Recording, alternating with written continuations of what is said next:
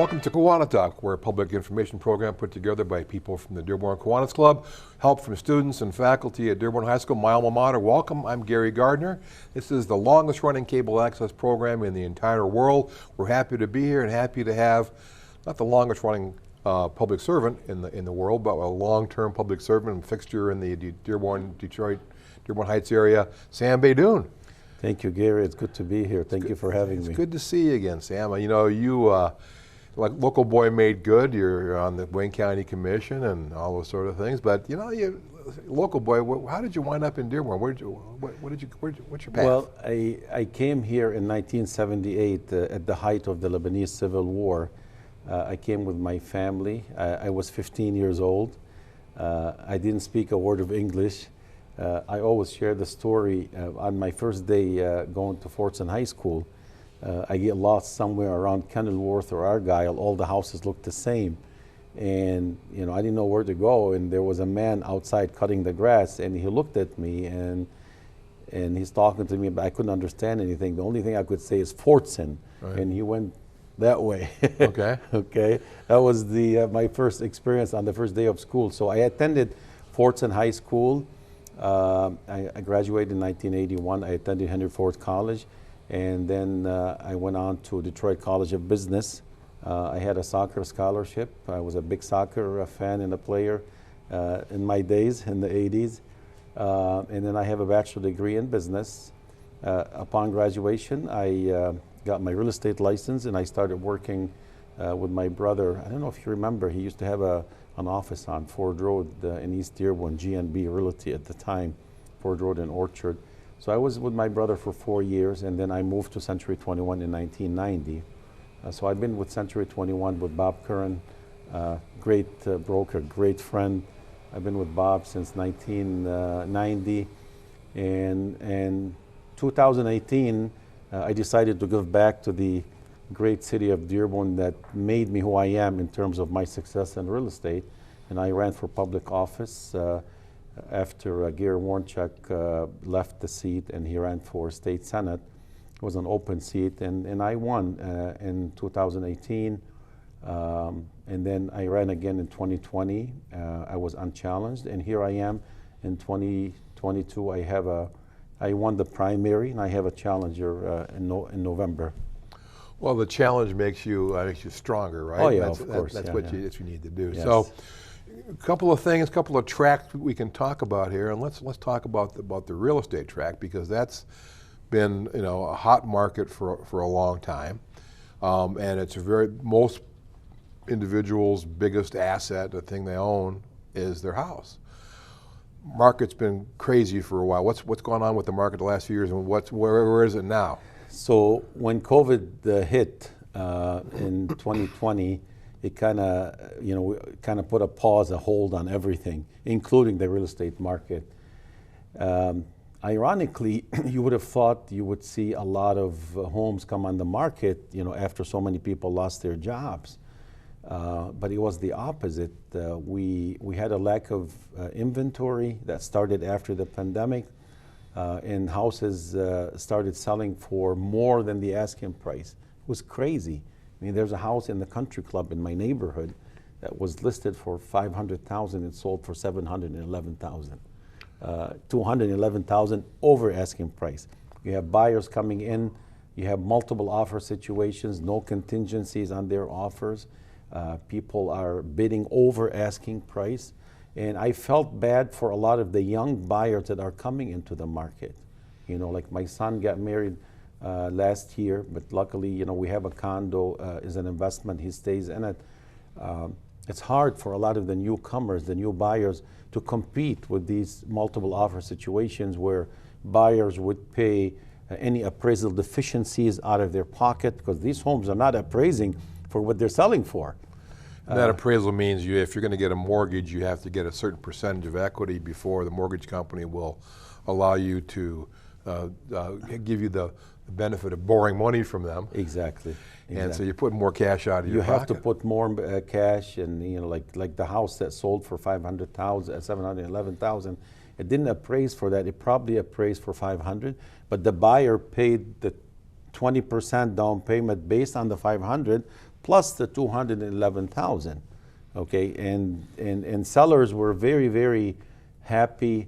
They're getting their prices. It was crazy. You know, I sold homes all over 50, 60, 70,000 over asking price. And many buyers were losing their bids, even if they made, in some cases in Oakland County, over 100,000 over asking price. Okay, and they're not getting the offers. But then, you know, I think as you know, the feds stepped in and they started raising the interest rate. They wanted to control inflation, and you know, and then you could see that the house prices are not going down, but they're not selling 50 and 60,000 over asking price. For example, a home that's worth 200,000 now it's selling for 200,000 or slightly under. Okay, unless there's multiple offers where it might go 4 or 5 or 10,000 over asking price. But we are not seeing these crazy numbers where people are overbidding by 40 and 50,000 anymore. This was earlier in the year before the increase in the interest rates. Now you could see that the market is settling. You know, there's a shift in the market. We're not going to have the same thing we had back in 2006 and 7 and 8 where the market bubble went burst. And that was a whole different situation with, you know, no income verification loans too. Yeah, so if we have a little bit of a pullback, we're probably gonna see maybe few foreclosures, not like 2008, 2009, because after the housing meltdown during 2008, 2009, the federal government put measures in place to protect homeowners and the industry, like the Dodd-Frank, what you alluded to. There's no more subprime mortgages. In today's market, if you buy a home for $500,000 and you put $400,000 down payment and you want to borrow only $100,000, well, guess what? You need to qualify for that $100,000. We don't have stated income programs, no income verification. There's none of that shenanigan that used to go on back then. You know, we back in 2008, 2009, we had about 6 million units that was available for the whole housing industry. Now, you know, when the market was, you know, going crazy, it was like more like 2.5 million or 3 million at the most. And, you know, we have a lack of inventory. We still have a lack of inventory throughout this area, but the prices have come down a little bit because of the interest rate. So if you're a realtor and you represent sometimes sellers, sometimes buyers, but say you're out there representing a first-time buyer, what kind of advice would Sam Baydoun give to a first-time buyer when they're looking for a house? What do you look for, and how long do you look, and do you buy your first house you see? Well, first of all, for the first-time home buyer, the first thing I would tell them is to obtain a pre-approval.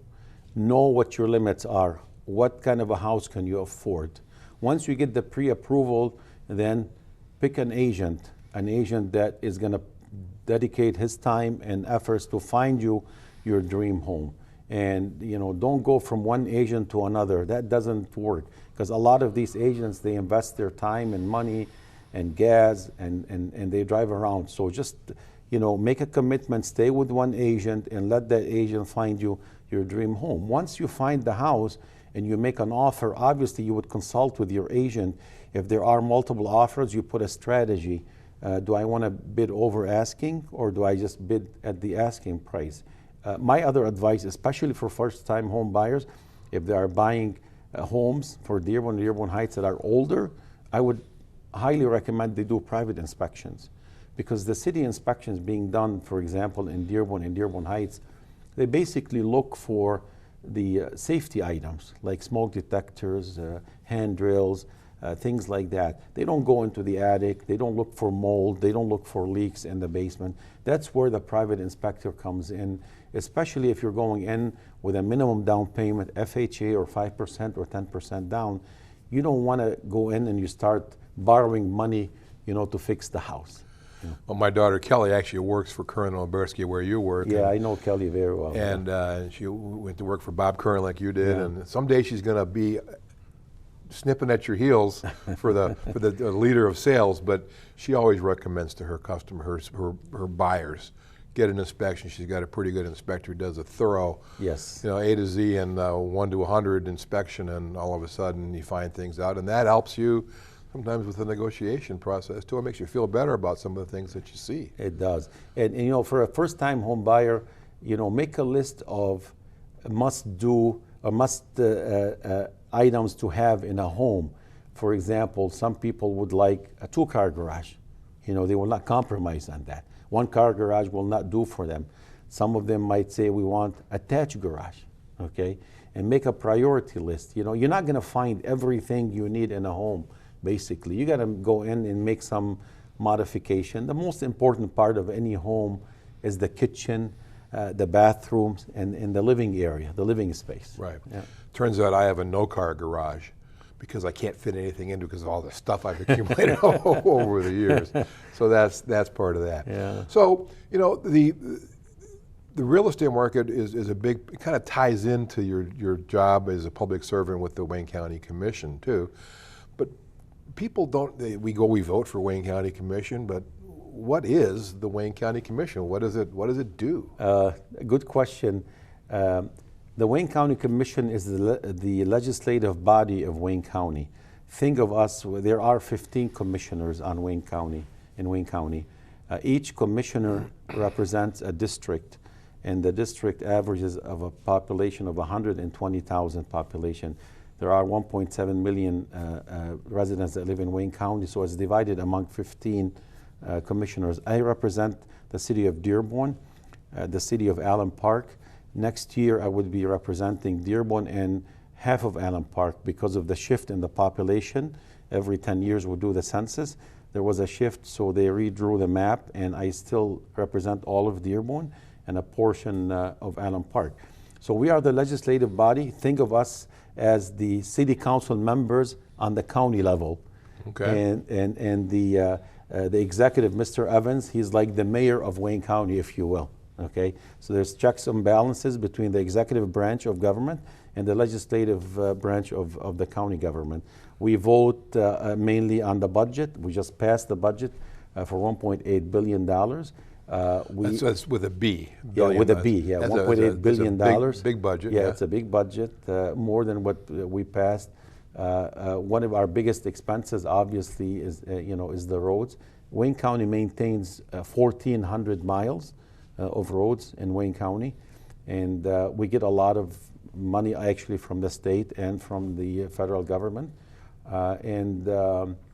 so that's basically it. We vote on the budget, we vote on the contracts when we have contracts to be awarded for road improvements. Anything that has to do with the parks, it has to come to us, to Wayne County. And when you call Mr. Evans the chair, the county executive, I always think it was Sheriff Evans because he used to be the sheriff. In my field, he was always the sheriff. Yeah, he was the sheriff. Yeah. So we've got about a minute before we go to the break. Let's talk quickly before we go there about what the impact COVID had on the county budget and the county operations over the last 2 years. So COVID, as you know, changed all of us forever. Nobody heard of the word Zoom before. Okay. Now, Zoom is part of our daily lives.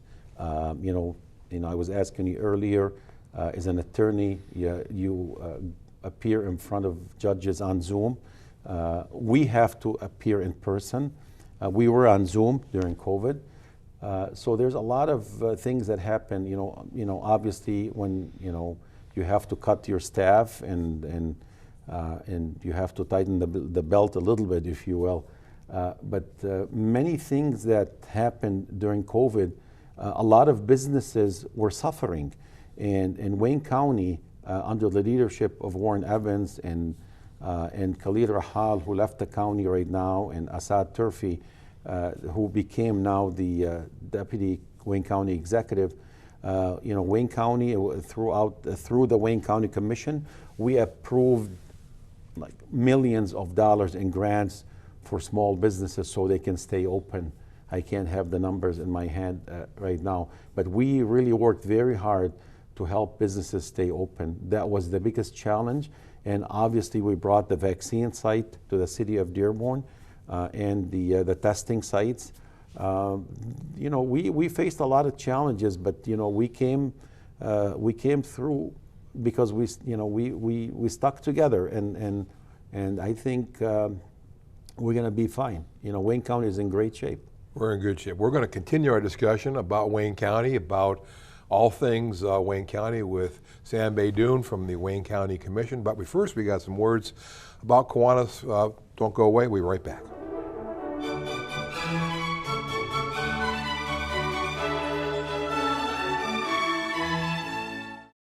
It's easy to get caught up in the details. The day-to-day grind, numb to the noise, going round and round and round. Deep down, there's something missing, a void inside, a hole to fill, a life lacking. Then, in a minute of clarity, it hits you. The aha moment. You're needed. Kids need you. Kids of all kinds.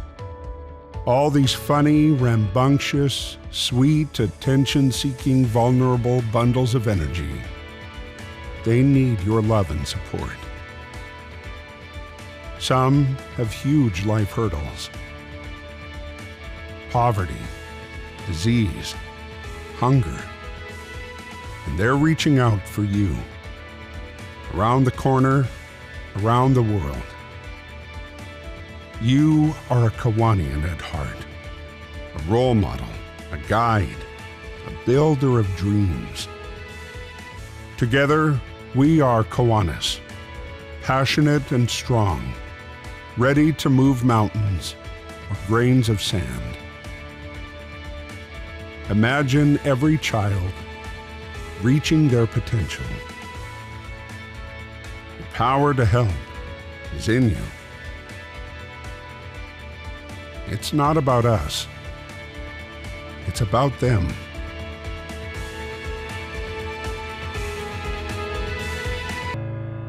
Do you hear the call? Kids need Kiwanis. Kiwanis needs you.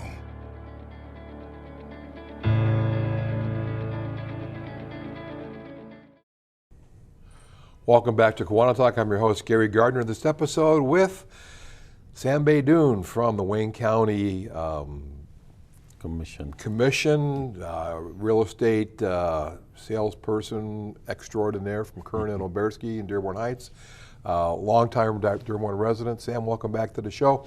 Wayne County is actually a pretty good place to be. There's a lot of dynamic things. City of Detroit has had a renaissance in the last few years. Yes. But the county has, like, talked about the roads before that, but there's a lot of other projects going on, and you're on some of the subcommittees for the county. So talk about the subcommittees that you're on and how those projects that you are involved with help all of us and affect all of us. So I am the Vice Chair Pro Tem of the Wayne County Commission. I'm also the Vice Chair of the Ways and Means Committee, which is the committee that allocates a lot of the funding. I also serve on the Public Services Committee, which is the committee that deals with the roads, and also on the Economic Development Committee, and I'm also on the special committee for the new Criminal Justice Center. One of the challenges, as I told you, the biggest thing for us that we deal with are the roads. For example, in Dearborn, like the south end of Dearborn, we approved earlier this year Miller Road is being replaced as we speak. It's going to be completed by the end of this fall. And next year, we're going to start on the Miller Bridge, which is going to cost about $70 million. And it was a big collaborative effort between the governor, Congresswoman Debbie Dingell, Abdullah Hammoud when he was a state rep before he became a mayor, the county executive. All the players came together. So we came up, the state funded Miller Bridge, which is over 100 years old, okay? This is one of the biggest projects going on in the city of Dearborn, and obviously we recently, last year, finished Outer Drive north of Gulf Review here, north of Michigan Avenue, all the way to Ford Road. These are some of the projects.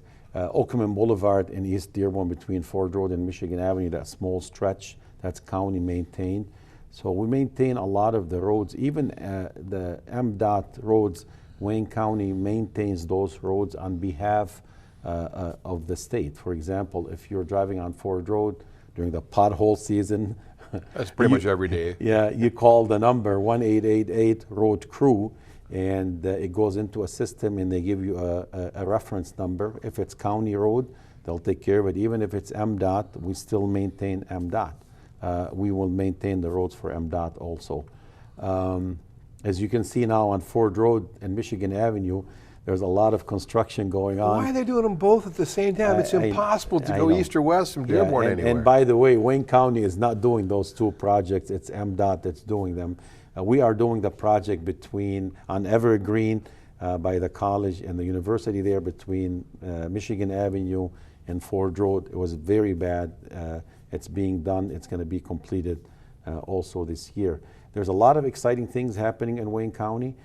You'll be hearing about something coming up soon within the next 60 days, a partnership between the city of Dearborn and Wayne County, where some funding are going to come from Wayne County to the city of Dearborn, where the mayor is going to make the announcement on that. I'm not going to steal his thunder on that. You better not, yeah. So you mentioned the Criminal Justice Center, a subject near and dear to my heart. Yes. There was a time in Wayne County when I would have court in the Lafayette building, in the old county building, in now the Coleman Young Center, but then the city county building. Now it's kind of been consolidated all into Frank Murphy and Coleman Young Center. What's going to happen? Where is it all going to be up on I-75 and Warren? Yeah, all the court systems, not all of them, but we're going to have the sheriff is going to be there, the jails. It's going to be a state-of-the-art facility. The project will be completed probably early spring, late spring maybe. But they're going to move in. The target date to move in is probably in August, September, and October of next year. And that'll be an exciting thing. And it will be. I remember. Yes. It was in the old days. It was just crazy going from place to place, and now we don't even have to go because it's all by Zoom. Yes. So when Sam Baydoun sits here and looks at the county of Wayne from the time you've been here since you were 15 years old, see where we are now. What's the best thing you see about the county today, and then what do you see going forward to the future? Well, I can tell you all the exciting things that are happening in Detroit. With the developments in Detroit by Dan Gilbert, as you know, in 2008, 2009, things went down the tube and throughout the state of Michigan. But there's a lot of exciting things happening, and now we have the new bridge that's being built, the Gordie Howe Bridge. We have many projects going on throughout Southeast Michigan. But again, one of the things that will remain is a challenge for us is getting more funding to maintain the 1,400 miles of roads in Wayne County. And that's something that needs to be worked on in Lansing. Public Act 51, which designates how much money we get into Wayne County, it's not fair, it's not equitable. So I'll give you this example, Gary. A 6-lane highway in Wayne County gets the same amount of money as a 2-lane highway up north. And we have more traffic in Wayne County. We have more pounding on our roads with the trucks. You have 4 sports stadiums, you have the airports, international crossings. So we have more wear and tear on our roads, if you will, in Wayne County. We need more funding to come to Wayne County so we can maintain the roads in Wayne County. So normally when, I'll use the P word, politicians talk about funding, it's taxes.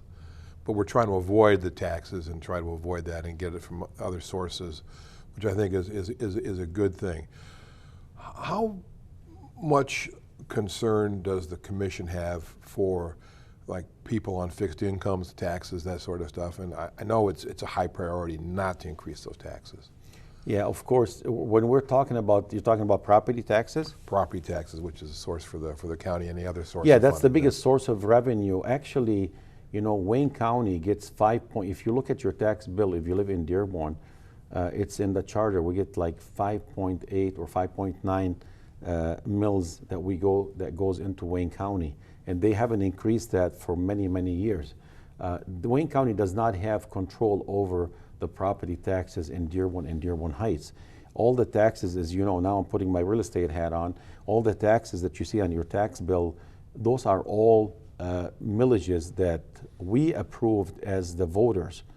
Everything that's on there, except like in Dearborn, the only two things that are mandated is the city taxes, which is in the charter, and the Wayne County. Everything else we voted on. You know, all the millages that we have, you know, everybody votes on. You know, the residents vote on the millages. So we're taxing ourselves. I mean, you know, when you have issues with our schools and you need funding, you know, that's the Right. only way you can fund the schools. So we're down to about our last 2 minutes. Crystal ball, Sam Baydoun, Wayne County, real estate going forward. What do you see? I think the future is very bright. I'm very excited about the future of Wayne County. I'm very excited about the future of the city of Dearborn. We gained population since the last census of 2010. We have a lot of businesses opening up in business, as you can see on Michigan Avenue, on Warren Avenue, all over the city of Dearborn. The coffee shops that are opening up. Now we have discussions of new developments around the Fairlane Town Center or the former Hyatt Regency. So there's a lot of exciting things happening in the city of Dearborn and throughout Wayne County. So we're coming up on an election, okay, and how important is it for people to get out and become informed voters and get out there and actually vote on Hey, the this election is, day? The election is on November 8th. Do your research, do your homework, and look at the candidates that are on the ballot. Every candidate that's on the ballot, what have they done? Where do they stand on a lot of the issues? And vote based on that, you know, based on their qualifications. Don't just follow somebody by their name. See what they have done, you know, and base your decision based on that. And I encourage everyone to exercise their right to vote. I mean, having born in Lebanon, this is something that I take very dearly. You know, I didn't participate in elections in Lebanon. I voted here in the United States for the first time in 1984. So I take this very seriously, and everybody should. Well, Sam Baydoun, it's been a pleasure having you here, learning about real estate, learning about the county, get out to vote sort of protocol thing. It's great. Good to see you here. Thank you very much for coming Always on the program. Always good to see you, Gary. Good to Thank see you, you. Sam. Thank you very much. And see you next time on KiwaniTalk. I'm Gary Gardner, and make sure you get out there and vote early and often. Bye-bye.